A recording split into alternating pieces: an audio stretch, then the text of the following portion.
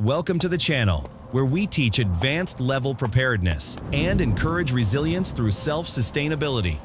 If you would like to support our non-monetized channel, please consider using our Amazon affiliate or PayPal donation links in the description below. Welcome back.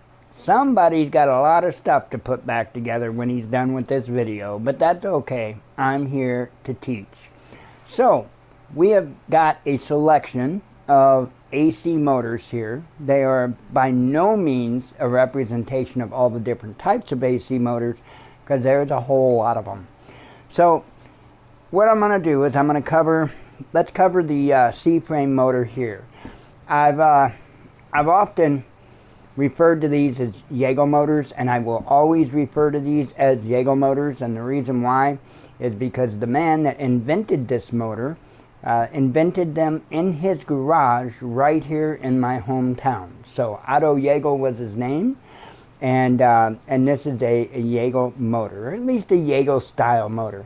Company was bought out, I believe, was it 2007 or 2017? I can't remember now, but it was bought out. Jaeger no longer owns the company that makes these, I assume.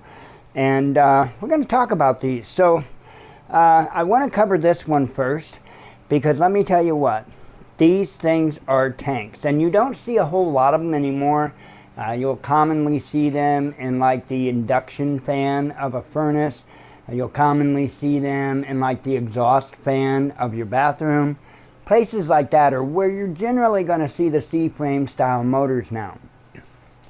So let me show you real quick something. This is very interesting. So I'm going to plug this motor in. I do have it wired up. And hopefully you can see there, it is running. It is making noise. Let me get the mic down by it. It is making a little bit of noise.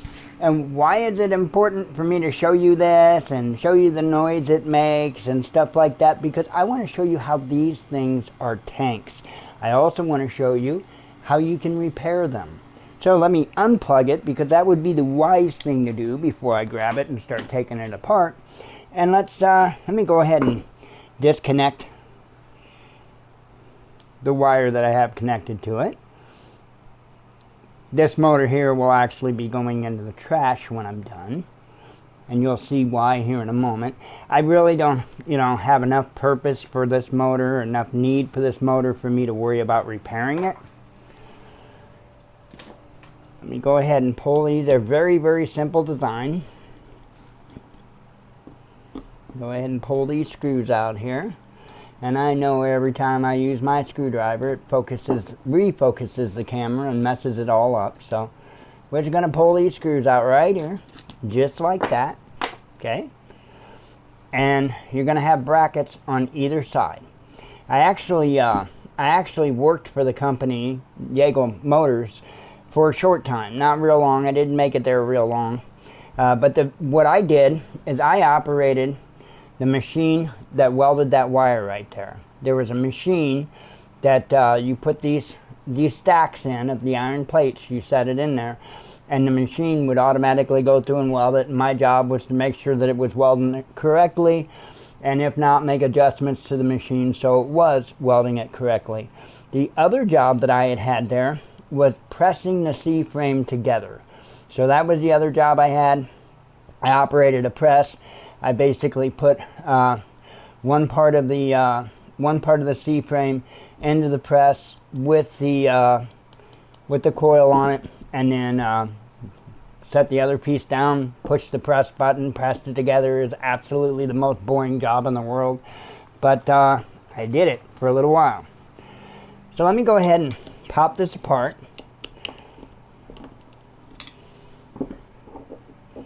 Just like that. Okay, that's one side. Let's go ahead and pop the front side out. It's trying to pull up some of the iron plates there. That's okay, because we're not going to be reusing it anyway.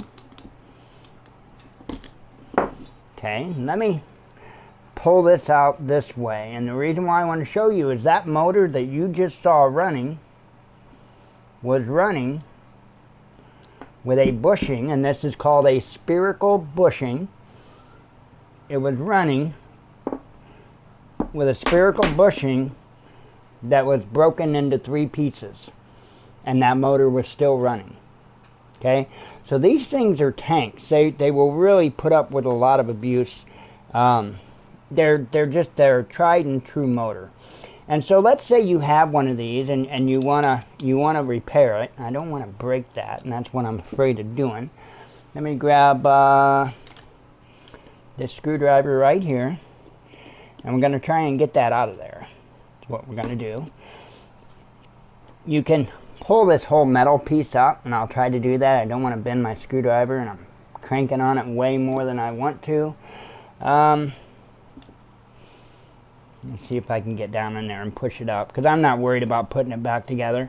I just don't want to break this bushing getting it out, because I'm going to show you about them. And I will put on the screen an Amazon page. I'll leave a link. I'll go ahead and leave an affiliate link in the comments. An Amazon page where you will find these. And so what we're going to do, I'm going to wipe my fingers on the tablecloth, because that's what we do, right? We wipe our fingers on the tablecloth. Yeah, that's what I thought. Okay, so what we're going to do is we're going to take some measurements here. We're going to get the inside diameter. Okay. And you see that inside diameter is 6 millimeter. Okay.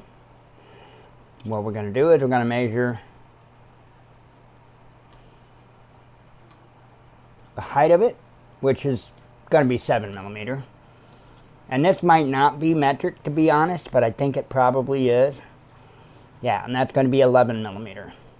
So you're going to have a internal size of 6 millimeter, an external size of 11 millimeter, and a height of 7 millimeter. And I will put on, you know, the bushings I'm showing you for Amazon are not, let me make this clear, are not the right size, but I'm just putting it there so you can see it, so you can get an idea. However, it's called a spherical bushing. That is what that is called. So, again, they're a very simple motor. As you can tell, there's not a lot to it. You just have your C-frame assembly, you have your coil, which in this case, since it's mounted, that would be called the stator, and then your rotor sets inside. It'd be your stator coil, your rotor sets inside, and when you apply 120 volts AC through here, it will create a rotating magnetic field, and that is how it spins that motor. As you see, there's no brushes on the motor, and that is how it spins that motor. So let me set that one off to the side here, and we have one that's very, very close. This is actually out of, what is this out of? Okay, this one, I have it's a blower fan. It's a ventilation fan is what it is. I've got it apart on the floor, otherwise I'd pick it up and just show it to you. I'll throw up a picture on the screen of what this thing looks like, and you know, all together inside the unit. It's just like a ventilation fan is what it is, a blower type fan. And that's what this is out of. It's much the same idea as the Jaeger motor or C-frame motor, yet it's just a little bit different. Same concept, no brushes, nothing like that, not needed on this.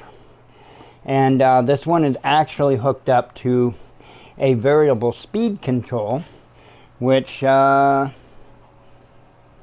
did have up here. I'm not quite sure where I've got it set at the moment. I don't see it, and I ain't going to worry about it for this moment. Not a big deal, but this has a variable speed control on it. This one here is actually, and it's still all connected to the board because they're soldered in. They didn't have any connectors that I could disconnect and just show you the motor by itself. But here's another motor here. It's another induction type of motor. As you can see, there's no brushes of any kind on it whatsoever. Your stator coil is on the outside. And again, this is for a bread machine. My bread machine that I use. So that's what this particular motor is out of. Is, like I say, a bread machine. And lastly, I've shown you all motors, all AC motors that do not have brushes. This has brushes. This is a rotary tool, very similar to a Dremel tool, but it's not the brand name. And so let me go ahead and just pull this assembly out. You're going to have your bearing up front here. Okay, bearing up front, you're going to have a bearing in the back. This particular motor has brushes, and I want to remind people, and I want to show you, I do as I say. Okay, so this is the motor housing, right here, the housing. And I want you to see, you see how I've got the 2 marks there? I showed you this on the other video to do this. It's very important you do this. The 2 marks there, and I've got 2 marks on that brush. So that tells me that that brush goes into this hole, and those 2 marks go in the direction of those 2 marks. So that brush will go back in there just like that, okay? And then on the other side, right there, you see I've got 1 mark, okay? And on the other brush, likewise, I only have 1 mark. I'll try to hold it up there a little bit. Put my hand back there so maybe it'll show a little better. And then I've got that 1 mark here, so this brush goes in this direction in this hole. Remember, I said to make sure you put the brushes back in the same hole that they came out of, and make sure that you put them in the same direction, and that's because they wear, and you want them to keep the same wear pattern going on, because if you change that, they're going to wear unevenly, and you can actually, your motor can actually suffer in performance for a little while until it wears those brushes back in. And also it will cause premature wear on your brushes, and you don't want to do that. So back to the motor itself.